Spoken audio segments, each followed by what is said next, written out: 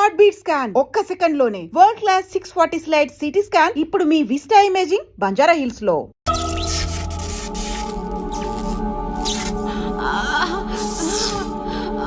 ఓర్చుకో అమ్మా, ఓర్చుకో.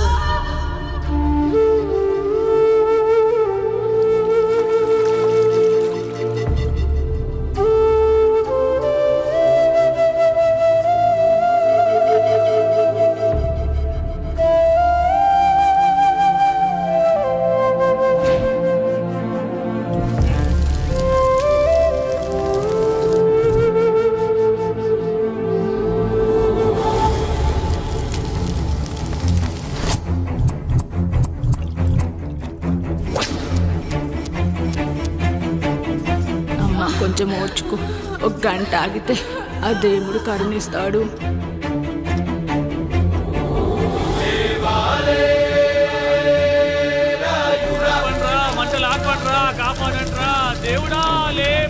ఆయన లేవాలి, ఈ మంటలు ఆరాలి. ఈ కంటిలోని ఒక్క పొట్టు ఈ మంటల మీద పడినా ఈ ఊరే కన్నీరు పెడుతుంది.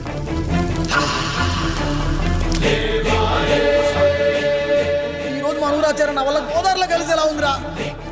భగవంతుడా, ఒక్క 5 నిమిషాలు, ఒక్క 5 నిమిషాలు అది పిరడ పిలిచి తండ్రి. సన్నని చిరుకులు వడగలుగా మారి పిడుగుల రూపంలో బయటకు వస్తున్నాయిరా. నాలోని బాధ అనిచోత ఇప్పుడు. ఇంకొక 5 నిమిషాలు అంతే, నీళ్ళు సిద్ధంగా ఉంచుకోండి. ఆగు, ఎవరు చెప్పారా డెలివరీకి టైం అయిందని? ఆ దేవుడు నిద్ర లేచే వరకు ఈ ఊరు ఒత్త కూడా పోసుకోదు. ఇంకా 5 నిమిషాలు లేట్ అయితే ఆవిడ పేరు ముందు లేట్ పడుతుంది. అది చచ్చినా ఆ బిడ్డ వచ్చినా ఆ దేవుడు మంచం దిగి నేల మీద పడ్డాకే నీ కత్తి దాని ఒంట్లో దిగాలి. శభాష్ రా సమ్రా. ఇంకా నా వల్ల కాదురా, నా వల్ల కాదు. ఒక్క చుక్క కింద పడ్డా నేను చంపేస్తాను రా. గొంతులో ప్రాణం పైకి పోవాలి గాని గుంటలో నీళ్లు కిందకి రాకూడదు. దేవుడు లేస్తాడు, 5 నిమిషాల్లో లేస్తాడు. ఓర్చుకో.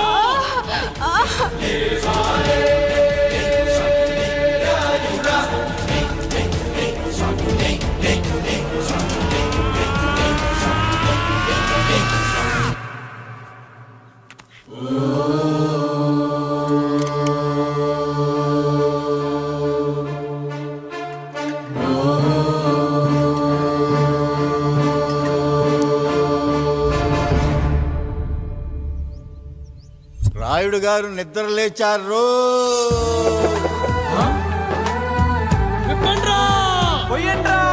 నీవు శారదా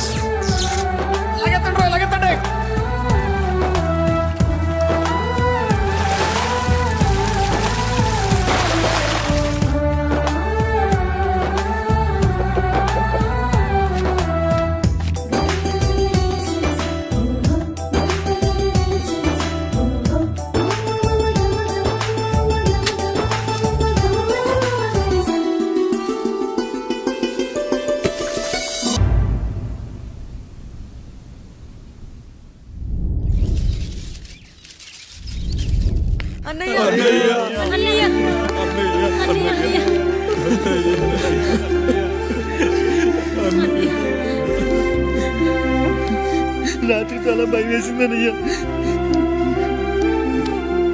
ఇప్పుడు మమ్మల్ని వదిలి వెళ్ళకన్నయ్యా. రాత్రే కదరా మనం అందరం కలిసి పడుకున్నాం. ఎప్పుడో రాత్రి చూసామన్నయ్యా, నిన్ను చూడకుండా ఒక్క అరగంట కూడా ఉండలేకపోతున్నా.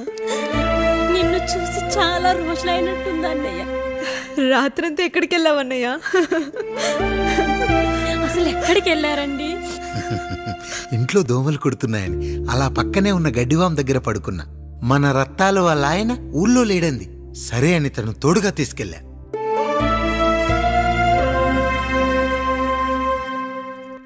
మీ సావుకటే మీ కుటుంబం నుంచి మిమ్మల్ని విడదీయాలయ్యా. అప్పటి వరకు మేము కళ్ళు తెరిస్తే మా కళ్ళ ముందు ఉండాలి, కళ్ళు మూస్తే మా కళ్ళలో ఉండాలయ్యా. నమస్కారం రాయుడు గారు.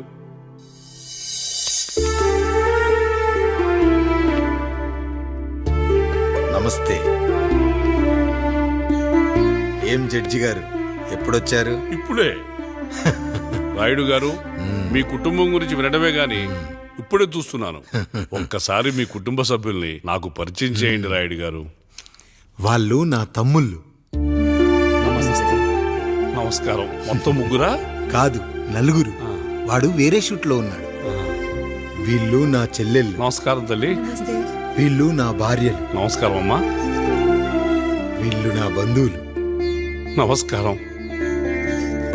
నా జీవితంలో ఎంతో ముఖ్యమైన, ఆ, ఇష్టమైన, ప్రాణమైన ఆ. మరో మనిషిని మీకు పరిచయం చేయాలి. ఆవిడే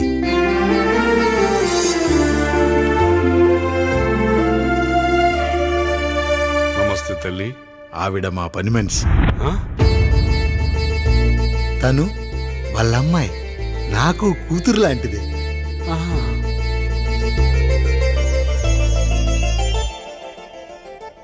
ఆ ఫోటోలోని వ్యక్తి ఎవరమ్మా? మీ ఆయన?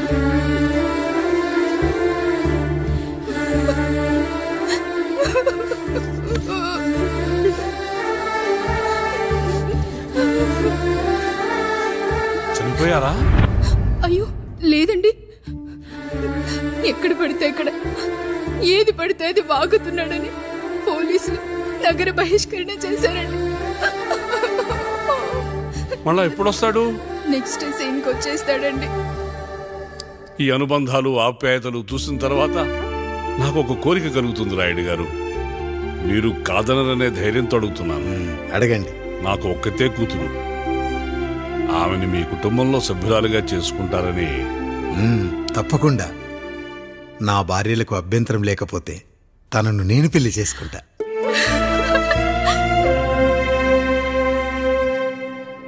అయ్యో, మీరు పొరపాటుగా అర్థం చేసుకున్నారు. మీ పెద్ద తమ్ముడికి ఇచ్చి చేస్తారని.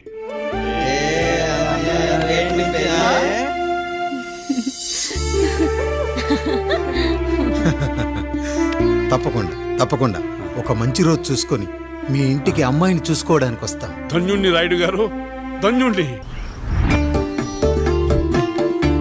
రండి రండి రాయుడు గారు. మీలాంటి పెద్దలు మా ఇంటికి వచ్చి మా అమ్మాయిని మీ కోడలుగా చేసుకోవటం. ఇంకా రాయుడు గారు ఏంటి బావగారు? బావగారు అని పిలవండి. సంతోషం. రండమ్మా. త్వరగా అమ్మాయిని పిలిపించండి. మా వాడు అసలే ఆగలేకపోతున్నాడు. మా వాడు చిన్నప్పటి నుంచి అంతేనండి. కక్కొచ్చినా ఏమొచ్చినా ఆపుకోలేడు. త్వరగా మీ అమ్మాయిని పిలిపిస్తే ఆ కళ్యాణం ఏదో చేసేద్దాం. అమ్మా జయమాలిని, అమ్మాయిని చూసురా.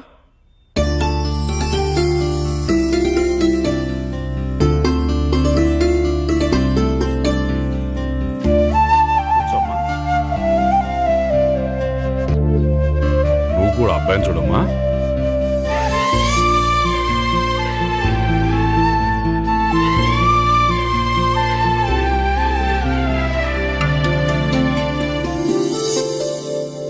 మా అమ్మాయి అని చెప్పుకోవడం కాదు కానీ అసలు ఈ కాలపిల్ల కాదు బావగారు. రాత్రంతా బయట తిరిగినా కోడి కుయ్యకు ముందు ఇంటికి వచ్చేస్తుందండి. మళ్ళా ఊరంతా నిద్రలేగిస్తే తప్పుగా అనుకుంటారు కదా. తను తిరిగే స్నేహితుల్లో పచ్చి తాగుబోతులు, తిరుగుబోతులు ఉన్నారు. కానీ ఆ విషయాన్ని తన మనసులోనే పెట్టుకుంటుంది కానీ స్నేహితుల గురించి ఎప్పుడూ చెడుగా చెప్పింది లేదు బావగారు. దీని చిన్నప్పుడే నా భార్య కారు డ్రైవర్తో కలిసి పక్క సందులోనే కూరగాయల మార్కెట్కి వెళ్ళి తప్పిపోయారు. అప్పటి నుంచి ఎంత వెతికించినా మా డ్రైవరు కనపడలేదు, నా భార్య దొరకలేదు.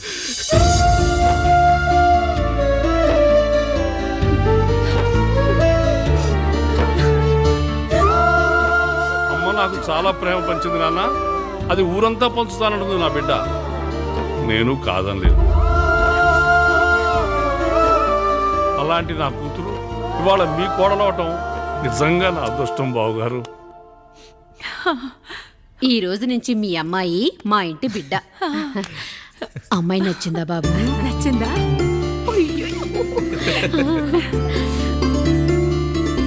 వాడికేం తెలుసు అన్నయ్య గారు, చిన్న పిల్లాడు. ఇప్పటికీ ఆకుని చెవులో పువ్వుని నోట్లో పెట్టుకొని తిరుగుతూ ఉంటాడు.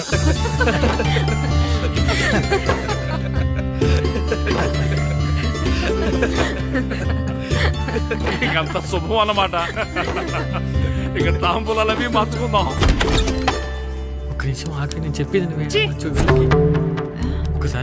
వదులు ఇంట్లో నేను ఒక్క క్షణం కూడా ఉండను. ప్లీజ్ అమ్మా శారదా, పెద్దవాళ్ళు వచ్చారమ్మా, మనల్ని చూస్తున్నారు. అమ్మాయికి పెళ్లి చూపురమ్మా. ఈ టైంలో నువ్వు ఇలా అలర్ట్ చేస్తే దాని జీవితం నాశనం అవుతుంది తల్లి. లోపలికి వెళ్ళు, తర్వాత మాట్లాడదాం. ఇక్కడ మీ కోడలు కాపురం కాలిపోతుంటే మీరు ఆ మంటల్లో మీ కూతురు పెళ్లికి కాఫీలు పెట్టిస్తున్నారా?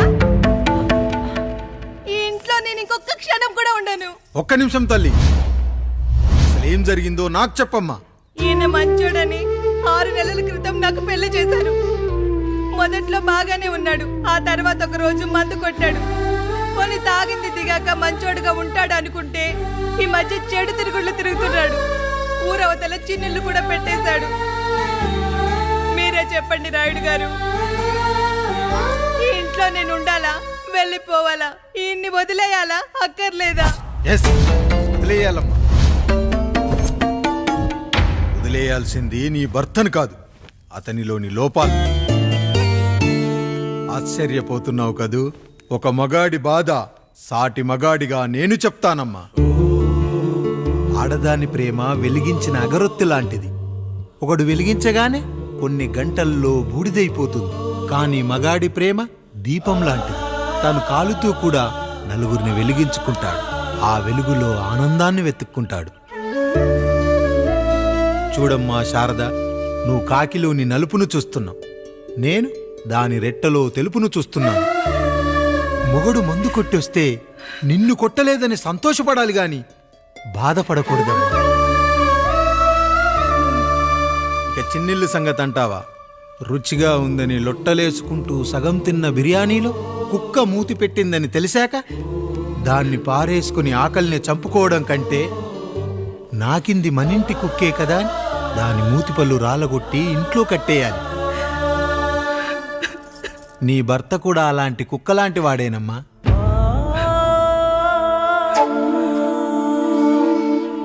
ఆడదానికి వయసొచ్చాక 3 ముళ్ళేసుకొని 90 ఏళ్ల జీవితం గురించి కలలు కంటుంది. అదే మగాడు 3 ముక్కలాడి 90 ml మందేయాలని కలలు కంటాడు. హౌస్లోనికి హౌస్ కీపింగ్కి తేడా తెలియని అమాయకపు జాతమ్మా మా మగజాతి. పండగ పూట తినే పాయసం రుచి గురించి మీకు తెలిసి ఉండొచ్చు. కానీ గరళం కంటే చేదుగా ఉన్న బ్రాందీని కక్కలేక మింగలేక తాగే ఆ బాధ ఒక్క మగాళ్లకు మాత్రమే తెలుస్తుంది. కష్టాల్లో ఓదార్చిన మందును సుఖాల్లో మర్చిపోకూడదని తాగడమే కాని మాకు మాత్రం తాగాలని ఆశుంటుందా తల్లి? చివరిగా ఒక్క మాట, కష్టాలు పొంగల్లో మిరియాల్లా మనకే వస్తాయి, కానీ సంతోషాలు ఉప్మాలో జీడిపప్పులా పక్కనోడుతూ ఉంటాయి. ఎదుటివాడి ఉప్మాలో కూడా పనికిరాని కరివేపాకుంటుందని సర్దుకుపోవడమే జీవితమమ్మా. రాయుడు గారు, నన్ను క్షమించండి. రాయుడు గారు, నన్ను క్షమించండి. నా తప్పు నేను తెలుసుకున్నాను. ఈ రోజు నా 2 బిడ్డల జీవితాన్ని కాపాడారు రాయుడు గారు. ఈ శుభ కార్యక్రమాన్ని కూడా మీరే జరిపించండి. తప్పకుండా.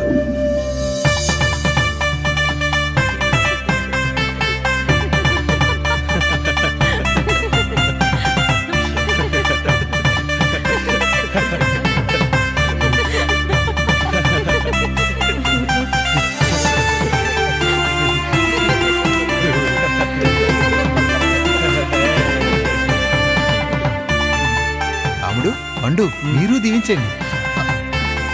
మేము దీవించండి.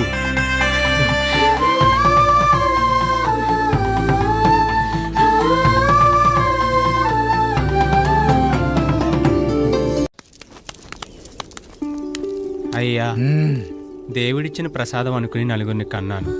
3కి పెళ్లి చేయగలిగానయ్యా. ఈ ఊరు ఏమిచ్చినా మీరు తీసుకుంటారు కదయ్యా. ఇది మిగిలిపోయింది, తమరే ఏదో ఒకటి చెయ్యండి అయ్యా. అయ్యా,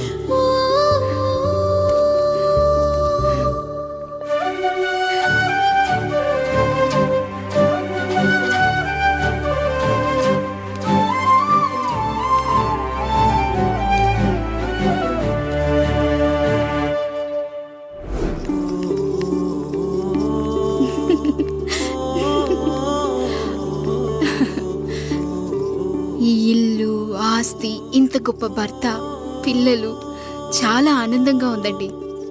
కానీ నాకు ఒకటే లోటు. మన తర్వాత మన పిల్లల్ని చూసుకోవడానికి వీళ్ళకొక అన్నయ్య కావాలండి. అచ్చం మీ పోలికలతో వీళ్ళకొక అన్నయ్యని కందామండి. నువ్వు అడుగుతే కాదనగలనా?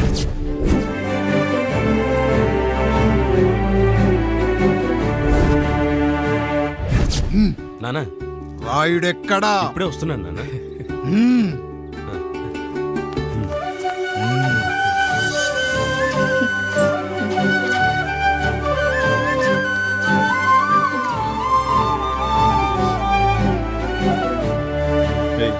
చూడరా, మీ అన్న మీద పగ తీర్చుకోవడానికి నీకు ఇదే సరైన సమయం. పర్లేదంటావా? ఏం పర్వాలేదు.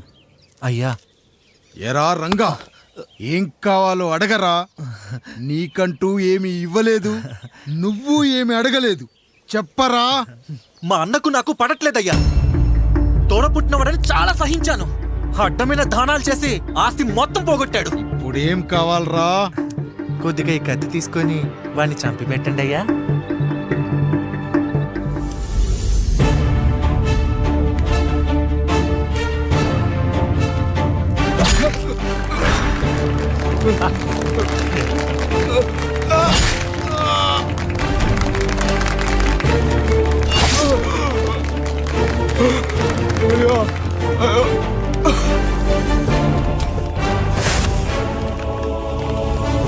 నాయుడు, అన్యాయంగా మా నాన్నని చంపేశావు. గుర్తుంచుకో, ఈ నాయుడి కొడుకు నీ కుటుంబం పాలిట సైనికుడిగా మారబోతున్నాడు. నిన్ను, నీ కొడుకుని, ఆడికి పుట్టబోయే కొడుకుని అందరినీ లేపేస్తా.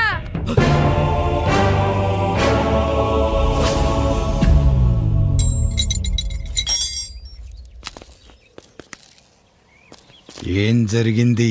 మీరు హత్య చేసినట్టు ఇప్పుడే సమాచారం అందింది. తగిన సాక్ష్యాధారాలు పరిశీలించిన పిమ్మట మీకు యావజ్జీవ కారాగార శిక్ష, 2000 రూపాయల జరిమానా విధిస్తూ అరెస్ట్ చేస్తున్నాం. అయ్యగారు నా కోసం చేసిన త్యాగాన్ని హత్య అంటుందా మీ చట్టం? ఇదెక్కడ న్యాయం? మనిషికి ఇచ్చిన మాట నిలబెట్టుకుంటే అరెస్ట్ చేస్తారా? ఏ దేశంలో ఉంది చట్టం? నన్ను ఏం చేయమంటారు రాయుడు గారు? 9వ తరగతి చదివి ఊర్లో గాలికి తిరుగుతున్నా నన్ను మీ మనిషి ఒకడు పోలీస్ స్టేషన్లో ఉండాలని నన్ను ఎస్ఐన్ చేశారు. సాటి మనిషిని స్వేచ్ఛగా హత్య చేసుకోవాలని దౌర్భాగ్య స్థితిలో బతుకుతున్నాం మనం. మీరు చేసిన ఈ గొప్ప పనిని అర్థం చేసుకునే సంస్కారం, విజ్ఞత, విజ్ఞానం మాకు లేవు సార్, మాకు లేవు.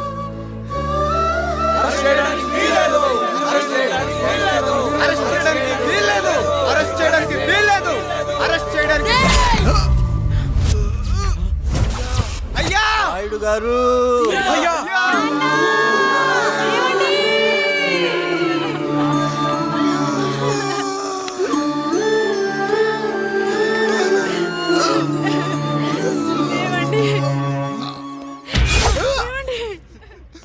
నొప్పిగా ఉందిరా.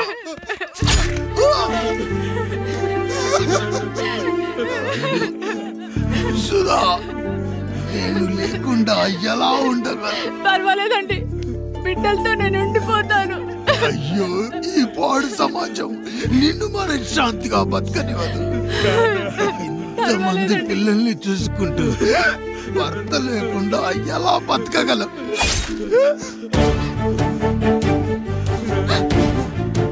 వద్దండి.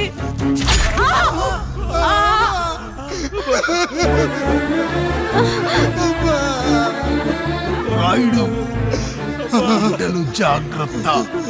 ఈ రోజు నుంచి వీళ్ళంతా నీ తమ్ముళ్ళు, చెల్లెళ్ళు కాదు, నీ బిడ్డలు.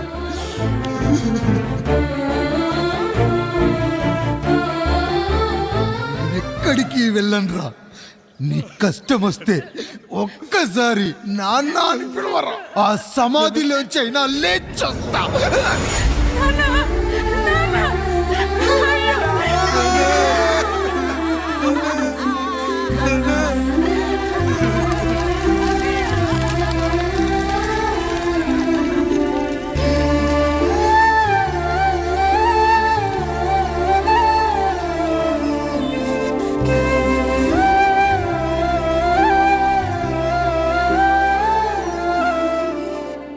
ఇందు మూలంగా 50 మందికి తెలియజేయనిదేమనగా, ఊరికి కొత్తగా వచ్చిన యాండ్రాయిడ్ తన తండ్రి పెదరాయుడు అని ఆస్తిలో వాటా పంచమని రచ్చబండిని ఆశ్రయించడం వలన గ్రామ పెద్దలందరూ రేపు 11 గంటలకు రాయుడు గారింటికి రావాల్సిందిగా కోరుతున్నాము.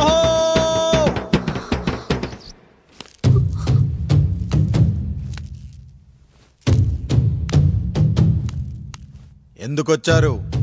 తన తాత పాపారాయుడు గారు ఆస్తి తనకు కూడా కావాలంటూ పంచాయతీలో ఫిర్యాదు చేశాడయ్యా.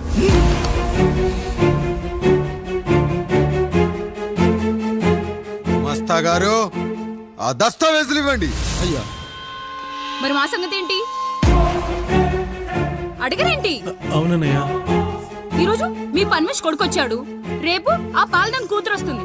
ఇలా వచ్చినోళ్ళంతా మీ సంతానమేని తెలిసాక అదిగో ఆ కాముడు చెప్పినట్టు మా ఆయన వాటా కిందో బాత్రూము, నాకో సబ్బు బిల్ల, నా పుట్టబోయే బిడ్డకో బొట్టు బిల్ల, ఇదే మిగులుతుంది. అయినా ఊరి జనాభా కన్నా అన్నయ్య పిల్లల సంఖ్య ఎక్కువైపోతుంది. వాళ్ళందరూ ఇంటి మీదకి వచ్చే లోపు మా ఆస్తి మాకు ఇచ్చేస్తే మా బతుకులు మేము బతికేస్తాంగా. అవునన్నయ్య, మా ఆస్తి మాకు కావాలంతే. ఎవరిని పట్టుకుని ఏం మాట్లాడుతున్నారయ్యా? ఉన్నప్పటి నుంచి ఆయన మిమ్మల్ని సాగుతూ ఉన్నారు. ఈరోజు పెరిగి పండయ్యాక మా దారి మేము చూసుకుంటా ఉండడం న్యాయం కాదయ్యా, న్యాయం కాదు. ఏ ఆయన నీకో కొడుకునిచ్చాడా? వాడి పేరేంటి? ఐఫోనా? ఎరా, ఆస్తి కావాలా? 4 బ్రష్లతో తోముకుంటే ఎక్కడ విడిపోతామో అని నా బ్రష్ టూత్ పేస్ట్ నీకు త్యాగం చేసినప్పుడు అప్పుడు అడగాల్సిందిరా అన్నయ్య ఆస్తి కావాలి అని. ఎరా, నేను వాడిపారేసిన లంగోటాలు మార్చి మార్చి చొక్కాలు చేతిగుడ్డలుగా వాడారే, అప్పుడు అడగాల్సిందిరా అన్నయ్య ఆస్తి పంచు అని. నువ్వు 6 నెలల పసిగందుగా ఉన్నప్పుడు పాల కోసం ఏడుస్తుంటే నిన్ను తీసుకెళ్లి పసుల దొడ్లో కట్టేశానే, అప్పుడు అడగాల్సిందిరా అన్నయ్య నాకు ఆస్తి కావాలి అని. మా తండ్రి గారు పాపారాయుడు పోలికలు నాకు, నా పోలికలు ఆయన రాయుడికి. అసలు మా కుటుంబంలో ఏ పోలికలు లేని మీకు ఎందుకు ఇవ్వాలరా ఆస్తి? ఆస్తి లేదు, గీస్తి లేదు. Get out! Get out! Get out!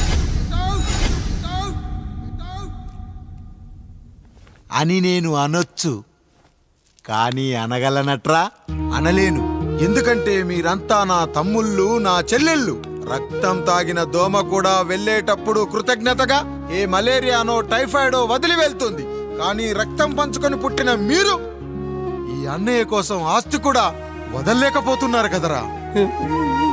గుమస్తా గారు, నా యావదాస్తి నా తమ్ముళ్లకు, చెల్లెళ్లకు వాళ్ళ పేర్ల మీద రాయండి. నాకు చిల్లి గవ్వ కూడా అక్కర్లేదు. ఇక ఈ ఇంటికి నాకు ఎటువంటి సంబంధం లేదు. లక్ష్మి, సావిత్రి, మీ చీరలు విప్పేయండి. ఇక్కడికి వచ్చేటప్పుడు ఏ చీరలు కట్టుకున్నారో వెళ్ళేటప్పుడు కూడా అదే చీరలు కట్టుకోండి. వెళ్ళిపోదాం. దస్తావేజులు తీసుకురండి.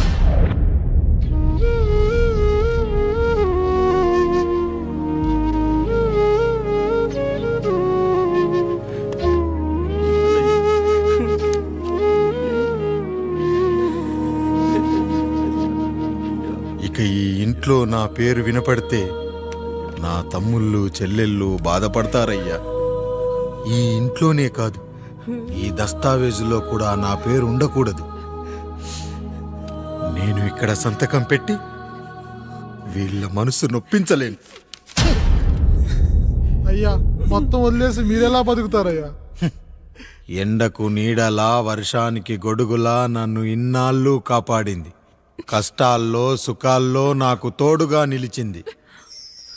నా నిజమైన ఆస్తిని, కుటుంబ గౌరవాన్ని కాపాడింది. ఇదేరా నా ఆస్తి, అంతస్తు. ఇదే మా నాన్నగారిచ్చిన లంగోట.